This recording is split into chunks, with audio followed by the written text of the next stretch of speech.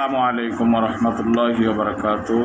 বন্ধুরা আমার, নুনে সাকিন অথবা তানবিন কয় প্রকারে পড়া যায় ও কি কি সুন্দর করে, এবং নুনে সাকিন তানবিনের কয়টি হরফ, এটা ইয়ামিন শুনাই। নুনে সাকিন জজমলা নুনকে বলে তানবিন, দুই জবর দুই জের দুই পেশকে বলে জোরে। নুনে সাকিন তানবিন চার প্রকারে পড়া যায়: ইকলাব, ইদগাম, ইজহার, ইখফা। ইকলাবের হরফ একটি বা, ইদগামের হরফ ছয়টি ইয়া রা মিম লাম ওয়াও নুন।